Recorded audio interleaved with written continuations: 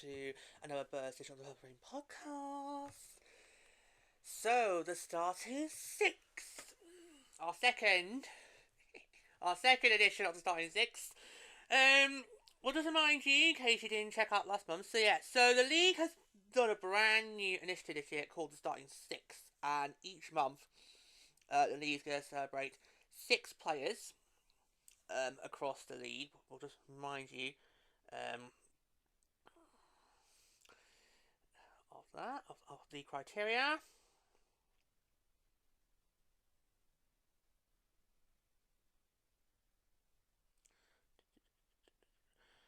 Yeah. So each month, the league will recognise the top 3 forwards, 2 defenders, and 1 goaltender based on their performance over the previous month.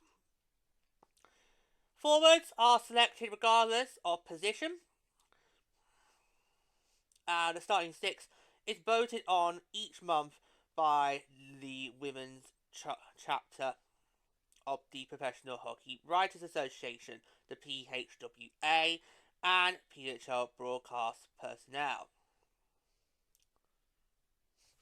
Okay, yeah, and of course, what we're going to do each month is we're going to tell you who the Starting Six are on the show, and we're going to give you our thoughts on that. Yeah, it's great. Yeah, it's a great little thing to do. Yeah, great little feature. Yeah. So, should we go into it? Yeah, we're ready. Yeah. Before I do it, do we think December's going to be dominated by one team again? Oh yeah. Oh yeah. She's just bracing herself now. Yeah, she's just bracing herself now. Okay. So here we go.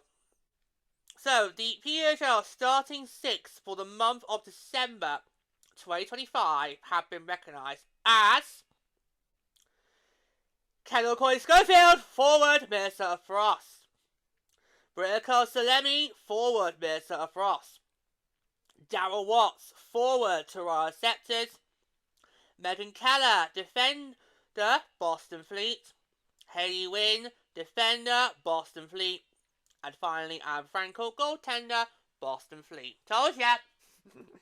Told you it's going to get done by one team again. Well, what can you say? I mean, Boston are just literally tearing the league apart. They have still not been anywhere below first place. No, they haven't dropped.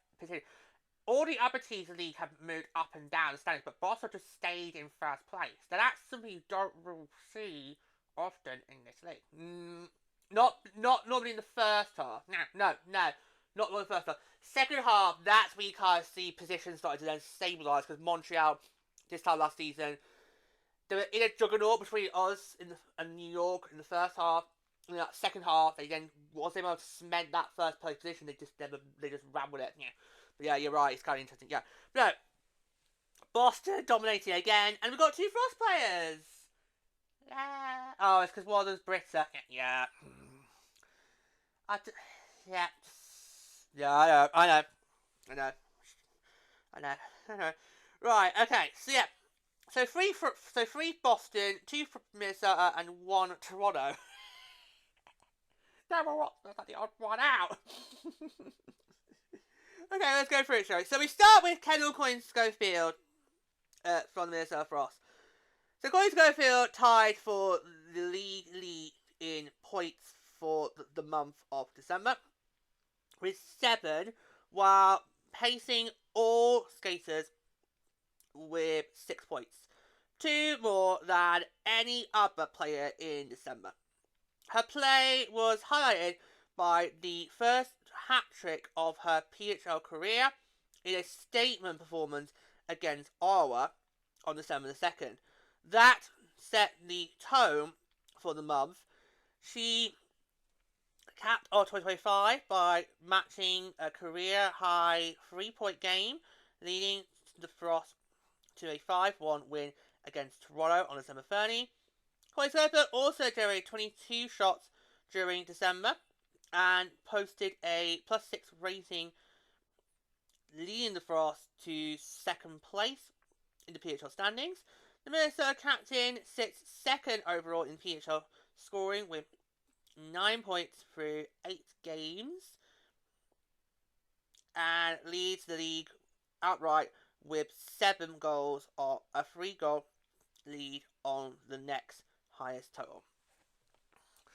Yeah, I don't think anyone's gonna be surprised that Kendall is there. Yeah, I mean, she did. I mean, her first hat trick in the league. That's incredible. I mean, and yeah, I mean, you can just see why she's our captain.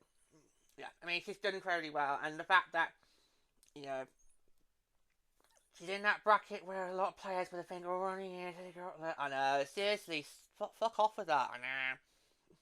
And I don't know. What was it the other day when the broadcasters were trying to go, "Oh, I'm Henry Knight. She couldn't be doing one more Olympic after Milan." No, she's retired. No, she's made it clear. Yeah. When a woman's mind's set, it's set. Thank you, lady. Yeah, exactly. It's like just don't even go there. It's like seriously, just don't go there. Okay? It's like just I don't. Yeah, and it's been impressive that she's able to still lead the way, and yeah, and the speed has not let up. It has not let up, and I'm not surprised that she's been named there. I mean, it wasn't one of those weeks she was named Player of the Week. She was. I think it might have been early on in the month. Yeah, can't remember when, but yeah. No, she did get named Player of the Month for December. Sorry, not Player of the Week. Actually, during the month of December, she got named Player of the Week. Yeah, that's what I'm gonna say for one. I know it's a lot. Yeah, she did get named Player of the Week for at one point during the month of December. So that's really good as well. First time we had a Frost player get named that this season. Yeah, I'm just not surprised. No, I'm not surprised she's there at all. I think she's one of the players who could be named to Starting Six a couple more times. Like Megan Keller. As we go on to. Yeah, I'm really pleased and I'm not surprised she did. However, the other Frost member on this list, yeah, I mean, I think we're now starting to feel like, Britta, seriously, just clean your act up. Well, especially the last 2 games, clean, and she's been named to the US roster. Well, there's always a black sheep, isn't there, in the Olympics? Mainly because of drugs. Yep. Yep. Yep. So next up, Bria Carcelemi. So Carcelemi tied Colin Schofield for the most points in the PHL during December with 7, fueled by 3 goals and 4 assists. The second-year forward recorded points in 5 of 6 games, showcasing her consistency while riding a career-high 4-game point streak. She registered 15 shots in December, including a career-best 7-shot performance against Boston on December 7th. Carcelemi ended the month by becoming the first player in the league to reach double-digit points on the season, scoring the game-winning goal against Toronto to give her a PHL leading 10 points, with 2 game-winning goals in December. The 25-year-old from Bismarck played a key role for the Frost as they moved into second place by month's end. Key role, but still, she's a troublemaker. Yep, I mean, you can say, oh, she did this, did that, but no, she still needs to clean up her act. She's taken unnecessary penalties, which is actually burning us. Yeah. I know you still can't get the last 2 games out of your mind, but we are technically focusing on what happened in December. Well, I think it's relevant. No, it'll be relevant when we do the recap on the regular season episode when we covered Jeremy, but this is not for now. Well, I still think she's a troublemaker. That's what I said. She needs to clear up. She's going to be going to Milan. She's going to be representing Team USA. She can't be doing what she did in the league right now on Team USA. Sorry, no. No, I've got nothing nice to say. She's not going to say it at all? No. Right, okay. You try and defend her. You know I can't! You know I can't for obvious reasons. You know I can't. You know I can't do that. So you do it, because I can't. You know full well the reasons why I can't defend her. So go on, you do it. Go on, go on, go on, go on. Go to the camera. Go to the camera. Go to the camera. You brought up. No, you know full well. Lenny's not going to do it. You know I can't for reasons we can't say. Okay? Go to the camera. Go on, go on, go. Or don't bring it up. Well, she has done quite well. Don't care. She's still a problem. Okay, she has done quite well in some of those. Nope. Nope. Don't even try and think what I think what I did, because that would look like bad, like controlling. There we go. That shut him up. Well, should we just move on? Well, yeah, because you two aren't going to let me speak. Because she can't, because she can't defend it. You can say, oh, she got this, did that, she's still a troublemaker. So, no. Can we move on, George? I think we should just move on. Yeah, let's just move on real quickly. We'll move on to the lone sector on this list. Darryl Watts. So, Watts delivered a strong December for Toronto, tying for second in the PHL with points during the month, while recording points in 5 of 7 games. The 26-year-old forward is currently riding a 4-game point streak and a 3-game goal streak, tied for the longest in the PHL this season. That's alongside Abby Newark of Boston. And it's the longest goal streak of her career. Her 4 goals in December ranked second in the league and included both of a power play tally and a game winning goal in Toronto's win over Montreal in the duel at the top matchup at the Bell Centre on December 27.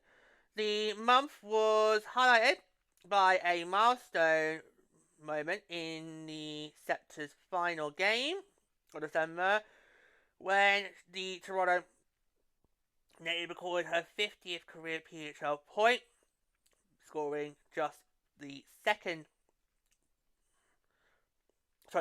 Becoming just the second player in league history to reach the half-century mark, followed by Captain Clutch Marie-Philippe Poulin of Montreal. Through 8 games, Watts leads the sectors in scoring, sits tied for second in the PHL in goals, and tied for 9th in overall scoring with 6 points. She's been really impressive for T.O. And can we say that's probably the big reason why T.O. haven't really faltered as we all thought T.O. was going to do? Yeah, because obviously going into the season, I think all 3 of us collectively agreed, based on how the expansion process went down and the moves that Boston and Toronto did, I think we looked at those teams and thought, right, these are probably going to be the 2 teams that will compete for the goal plan, because chances are Vancouver and Seattle are going to run away with it. Ottawa's going to want to try and prove that last year wasn't a fluke. We will still want to compete to keep our crown. And you've got the Sirens hungry for playoffs. So we just thought Boston Toronto would be just at the bottom of the pile, stuck in the basement, and while those 2 would fight for the goal plan. That's actually not been the case. Yeah, but can I just bring something that has been mentioned on the broadcaster quite a few times? It's about Coca-Cola Coliseum. Yeah. The sectors this season have really struggled on home ice. It has not worked in their favour. And they've also been the home team for 2 takeover tour games, and they haven't won those either. Well, I did check last night. The sector only have 1 more game on the tour, and they're on the road team for that one.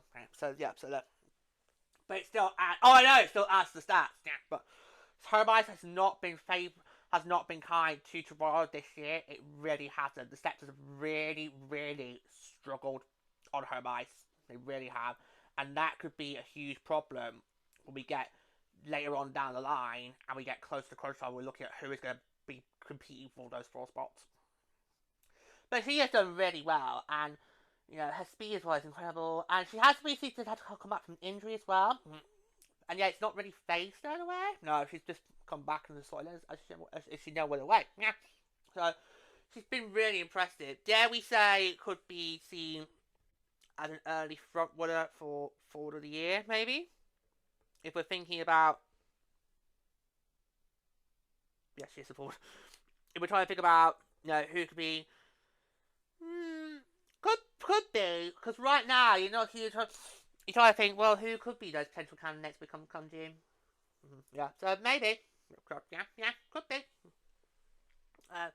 Yeah, but I think she's been really impressive this so far this season, and it's definitely someone to watch out for as we get closer down the line. Yeah, possibly could be a contender for the year. Well, right now that category's kind of hard to work out who it's going to be. Yeah. Right. Amy, what add? She's been really proud. I mean, to run these point streaks is just incredible. Especially when you see the depth across various teams. I think that's really impressive. And that's impressive to see. Yeah, I think it's really, really, really impressive. Okay. Right, we'll move on. We're now going to move on. The rest of the way, it's all Boston. So next up, we've got Megan Keller. So Keller continues to anchor Boston's blue line in December, recording points in 5 of 6 games while posting 6 points, the most among all PHL defenders and tied for second among all skaters during the month. The Fleet captain, who was also named to the PHL Starting Six in November, made her impact felt in key moments, scoring a power play goal and a game-winning goal, the latter marking just the second game-winning goal of her PHL career. Keller is currently riding a 5-game point streak, the longest active streak in the league and the longest of her career, surpassing the 4-game runs she recorded in each of her first 2 seasons. Keller continued to log heavy minutes and between 26 minutes of ice time per contest in December, totaling 15602 across 6 games, including 4 appearances over the 25-minute mark. Through December, 29-year-old from Farmington sits with 8 points on the season, tied for third in the PHL and 2 points off the league lead, while leading all defenders by 2 points. She is also the only defender in the league averaging a point per game. So potentially somebody who could rival Darryl Watts for Defender of the Year. So I think you've got 2 candidates right there. And of course, as it's also pointed out, she was in the Starting Six last month, and she's just again continue, because I think a lot of people will probably be a bit wondering, like, how is she going to do having to take over from Harry Knight as captain? Yeah, because obviously that was always going to be going to the first month of the season. That was always going to be the question mark of, right, how well can she perform as a captain? Especially given how you're having to now take over from the Harry Knight. Well, that's the case for quite a few teams when it comes to the next captains. Because obviously Montreal, Minnesota have got big names as captains. When they have to hand over the reins, whoever takes over is going to have that for those first 5-6 weeks is going to have that pressure on them. Yeah, whereas I don't feel that with either Ottawa or Toronto, or even New York, if we're just looking at the inaugural 6. Yeah, so but she's impressed. I mean, she's a big reason. Well, she's one of the many big reasons why Boston is where they are now. Because you need to have that good leadership at the top, which she has done, and it's just going to continue to keep getting better and better and better. And I think And it kind of, because I think, did we all think maybe it was going to be maybe Alina Muller? I think we had Alina Muller as our potential pick for who could be Boston's next captain, because they were going to need to find a new captain. But clearly Boston went with the direction they went in, and it actually proved, because I don't think we had Kerr on our protection list, did we? No, we had Muller. We did. We had Muller, Knight, and Frankel. Cool. Yeah, because we felt Boston couldn't take the risk of losing a netminder. Yeah. So that's the position we did. Yeah. And of course, obviously, only one of those did not stay, but we all knew that was going to happen. Yeah, we did. We all knew. Yeah. As soon as the actual Texas came, we all knew what direction Boston was going to go in. Yeah, we're not going to forget that in a hurry. Yeah, I agree with you guys. I mean, she really has proven why she's got the C on her jersey. Yeah. And she's proven that, and I don't think she's going to be letting that go anytime soon. I think Boston have found a really strong captain and a strong successor to Harry Knight, which I don't think going into the off-season you think was going to be possible, yeah, given Hillary's reputation. But clearly the fleet didn't care about that, and they've gone, right, this is the direction we're going to go in, and it's working. It's working for them. Yeah. So potentially Megan Kerr could also, like Darryl Watts, be a contender on potentially from forward of the year. Well, actually, no. Kerr's defender. And Watts the forward. Oh, let's make it. I know, it's confusing. So, Watts could be the lead candidate for forward of the year right now, and Kerr could be the lead candidate for defend of the year right now. Is that fair? Yeah, right, good. Okay, we'll move on to Hayley Wing now, and I think definitely going to go one of the candidates for Rookie of the Year, but I'm not. Right.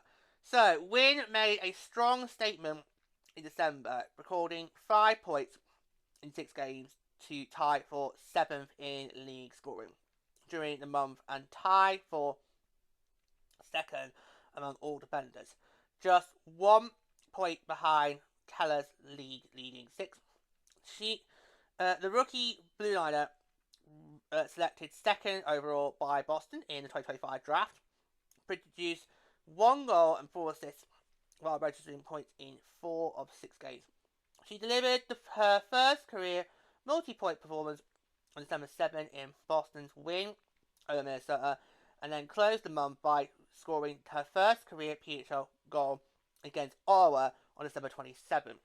22-year-old from Rochester also fired 18 shots during December, including an eye-catching 9-shot performance against the Charge in her team's final game of 2025. Wynn also logged heavy minutes on the back end for the fleet, totaling 16546 of ice time across 6 December games, an average of 27.38 per contest, including 2 appearances over the 30-minute mark.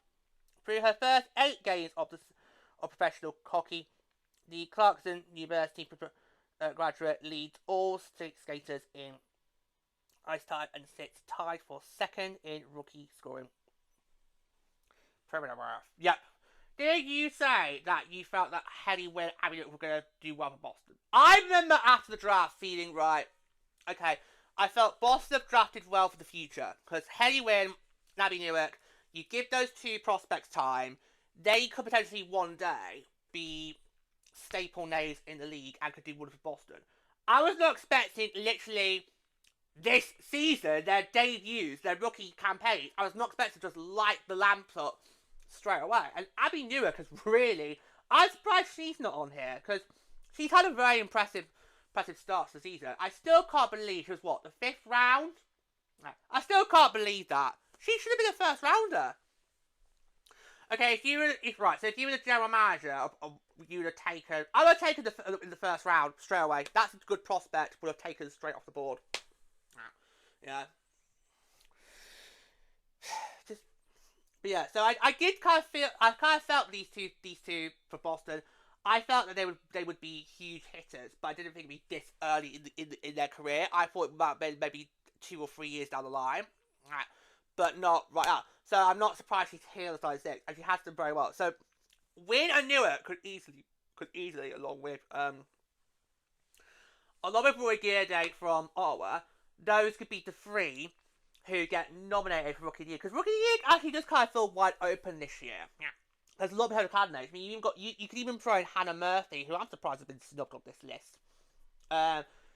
Who's been doing brilliant for Seattle. You can even put her as contender for Rookie of the Year. There's so many rookies who I think right now that could be put as contender for Rookie of the Year. The category feels wide open, which it wasn't wide open this time last year. Now, we all knew it was going to go to Sarah Fillier. I mean, Gwen Fitz and Jen Garza tried, but we all knew that was going to go to Sarah Fillier. Just like how we all knew goaltending was going to go to Amelie Desbiens. We just knew. We knew. Yeah. Whereas, I think you're right, George. This year, the category feels more wide open, but Haley Wynn is really trying to make it not so wide open, and she's really, I mean, to have this much ice time already logged as a rookie is impressive, really. It's just so impressive. I mean, wow. Talk about making your mark, and yeah, and she's doing really well. I mean, we all knew going into the draft that she was going to be taken second overall. Yeah, well, yeah, we all had that expectation that Haley Wynn was a lock for Boston.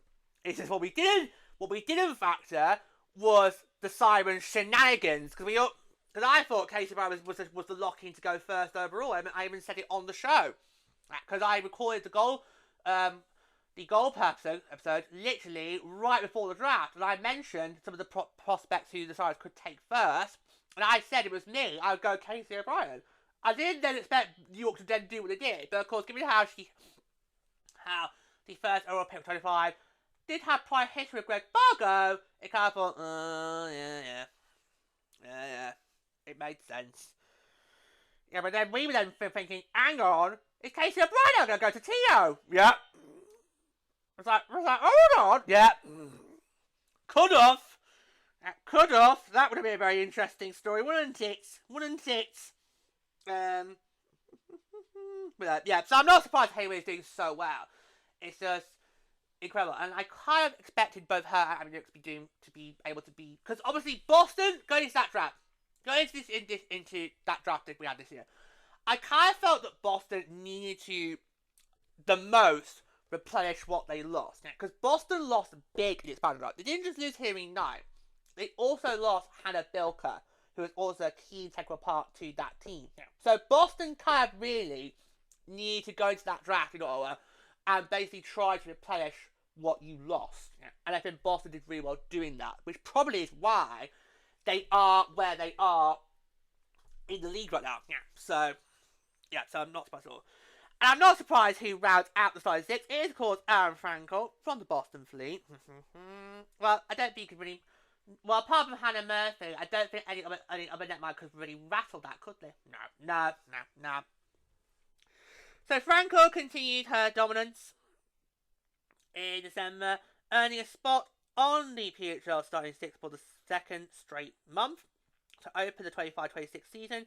She started 5 of 6 games for Boston in the month, going 3-0-1-1 and helping keep the Fleet atop the standings. After the team's first 8 games, the month began strong for Franco as she won 3 straight games in regulation, extending her 5-game regulation win streak. She allowed just 6 goals, posting 1.18 goals against average and a .957 save percentage.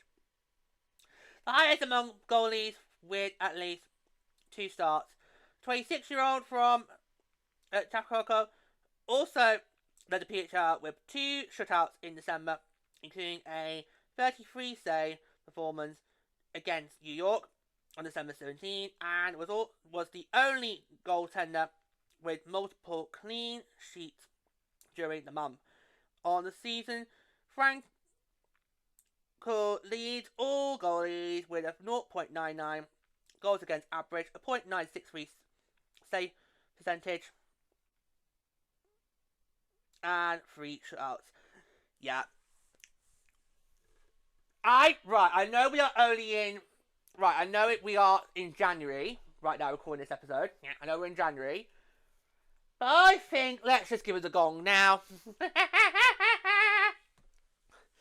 Let's just give her the gong now and get it over and done with, because she's just leading all categories. I mean, on the most recent regular season episode, when I was into the points leaders, when it got to the goaltender stats, she led all the categories. No, she led all the categories. I was like, oh, I was like, I was kind of like, do I even need to bother doing this part of the points leaders? Because we just know what's happened.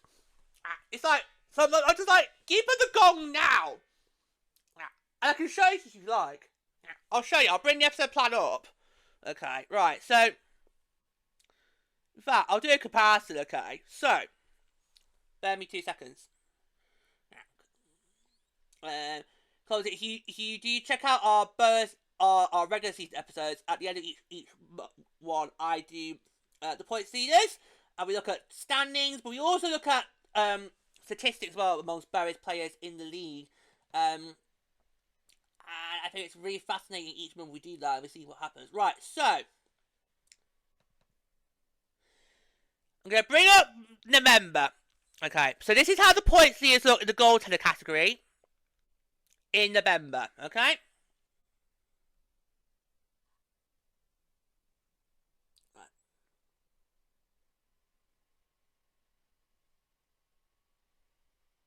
Right. There you go.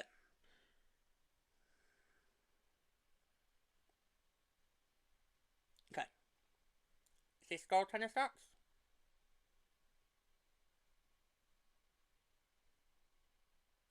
Yeah. Right. Okay. So, in November, Franco only led one of those categories. Okay? She only led one of those categories. Okay?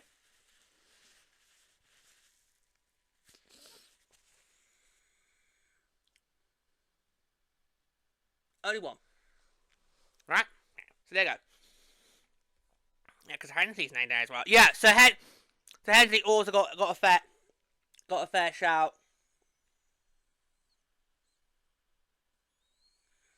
So she led 2 of them. Okay? So Franco only led one of those categories in the month of December. Of November. So that's November. Okay?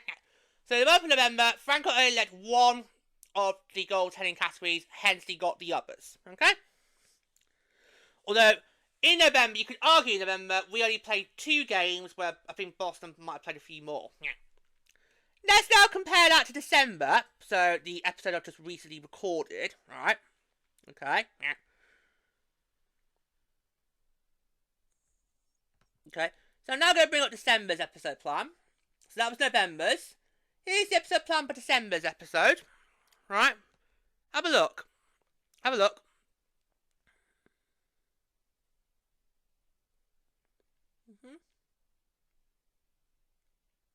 Jesus Christ! There you go! Jesus, there you go. All categories she's leading. She led every single category in the month of December. This is not human! This is not human! How is she doing that? How is she doing that? This is not human. She led every single category there. This is just... That's not human. I'm pointing out now, that is just insane. That is literally insane. Can you imagine if she plays like this in Milan? Well, you've been saying it for the last how many weeks? If she plays like this in Milan, we're getting gold. We're getting gold. Feels like, oh my god, I just,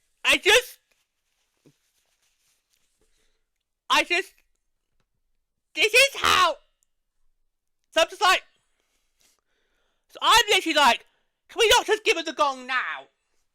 Because Warman Netmeyer is going to beat her. Warman Netmeyer is going to beat her. But we were like this time last week at SBF. No, yeah, but she didn't really dominate until the second half of the season. Until the Big 12 started getting that winning streak, she didn't dominate.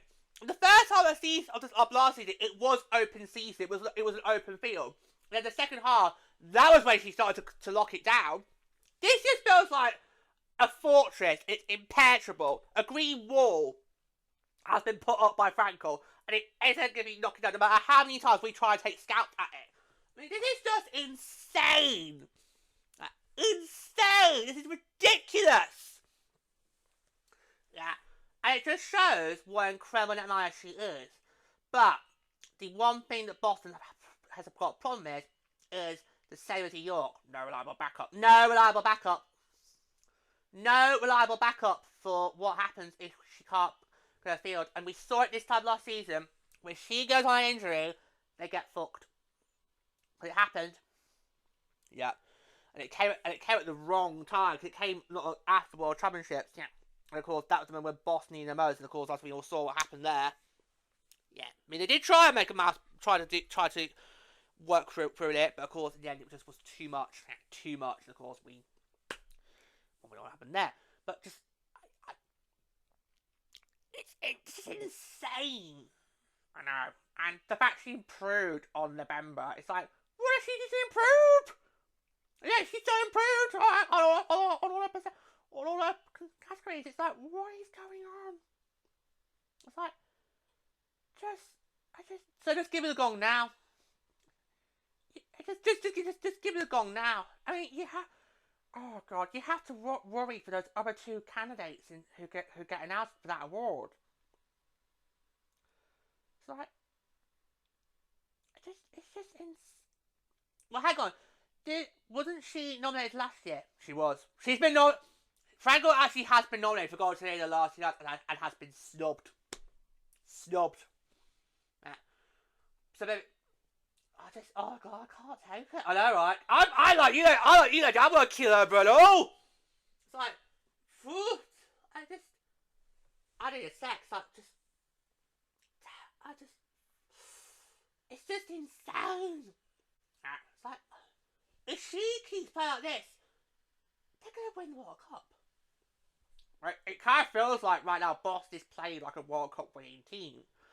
And we need to remember, of course, if anyone knew, Boston did make the finals in season 1. Yep. And oh my, did they make us work for it. Just like how all of us made us work for it.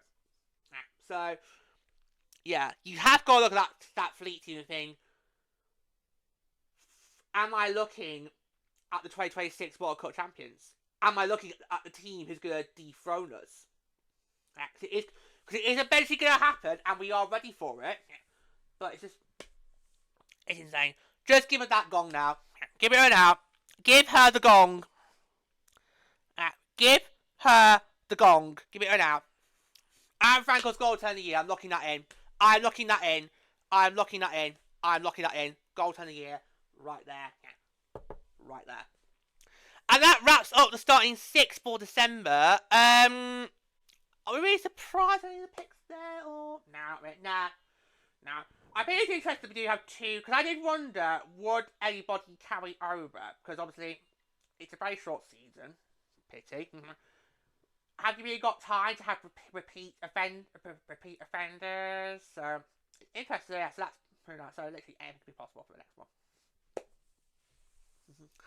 I kind of feel January starts, it's going to be very interesting, because obviously, it's obviously at that point, we are 4 weeks away from Milan. Would players, particularly players who know they're going to be going to Milan, would they really want to literally go for broke, knowing that they're going to then need to be relied on for their countries in February? But yeah, it's something interesting. But yeah, so who did I? Again, dominated by Boston. 2 starting 6s, both dominated by Boston. Need we say more? Need we say more? So that rounds up the starting 6 for the month of December 2025.